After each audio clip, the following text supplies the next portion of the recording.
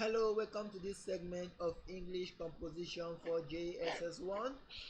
Today we'll be looking at expository essay. This is a continuation topic of what we did in our previous term. Now, before we go further, let's take a recap of the definition of expository essay. We said that expository essay is a clear and detailed explanation of a given topic. Expository writing is like a descriptive writing because it contains a great deal of description. Now moving forward, writing is a means of communication that makes use of the written word. Communication is a process of giving people information. For communication to be effective, the reader must understand what is written. The primary purpose of writing is to pass on a message that is clear to the reader. To communicate effectively, then, you must keep the interest and background of the reader in mind. What this means is that for you to be an effective communicator, you must be able to know those whom you are writing to, consider their background, and be able to know how to communicate to them effectively. Writing is also important for record keeping. Through writing, you can keep a record of a lot of things such as expenditure, events, history, and books you have read. So when you learn to communicate effectively, then you must also be a good record keeper. To do well in writing, you need to form the habit of reading. You need to enjoy reading different kinds of good books, novels, stories, newspapers, and magazines. As you do so, you learn to spell and use words correctly. You develop your imagination and you also learn to write correct sentences. Also learn to visit places of interest to learn to be a good listener, especially to knowledgeable people.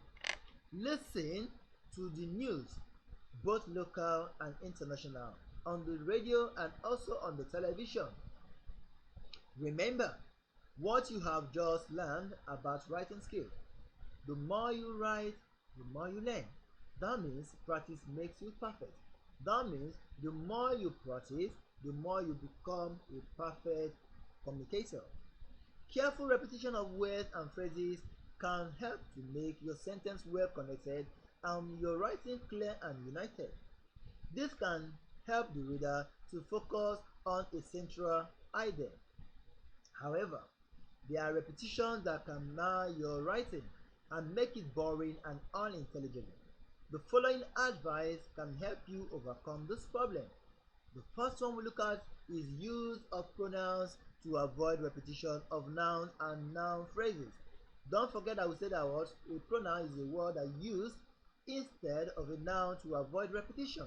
Now let's look at this example. For instance, it says Mrs. Peter lives in a big house in Mrs. Peter's village. Mrs. Peters have 5 children Mrs. Peter likes so much. Mrs. Peter likes Mrs. Peter's children to always follow Mrs. Peter's advice so that Mrs. Peter's children will grow up to be responsible children. Now you can see that the sentence has a lot of repetition of Mrs. Peter, and this makes your sentence boring. So instead of doing that, you can say Mrs. Peter lives in a big house in her village. Mrs. Peter has 5 children she likes so much.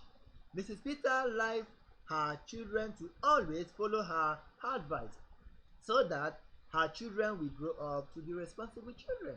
So this way you avoid so much repetition. Number 2, use synonyms to avoid repetition of keywords and phrases. Careless repetition of keywords and phrases can make your writing uninteresting. Now try to avoid such repetition by using appropriate synonyms for such words. Examples, we have a word and synonyms. Don't forget that we said synonyms are words that are similar or nearness in meaning.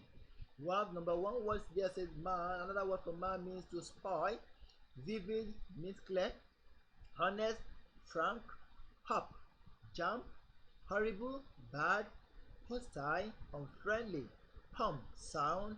Enormous, huge. Humiliation, shame. Humorous, funny. So instead of repeating one particular word, try to look at the words that are nearest to that word, use them intermittently to make your writing clear enough. The third one we look at is use a wide variety of linking words and devices. You should use a variety of linking words or devices to make your writing interesting and easy to read. Example, you can say first, firstly, or first of all. You can also say secondly, thirdly, or you say in addition, also, furthermore. You can say however, nevertheless, moreover, also, or when you are ending your sentence, you can say in conclusion, or you say finally. You can also use consequently, or you use therefore. Now, scholars, this will be the end of this segment on expository essay. Please, like I always say, if you have any question, please write to me using my email address, or you can also write to me using the WhatsApp number. Now we have an assignment 1 for this segment. The assignment is very simple. It says write an expository composition on coronavirus. Now what we are expected to tell us is, don't forget to give us all the details that is required in this segment. You must tell us the origin, the history of coronavirus and its what means of contamination and the cure as the case may be. So please give us all the details that you know on the given topic. See you later.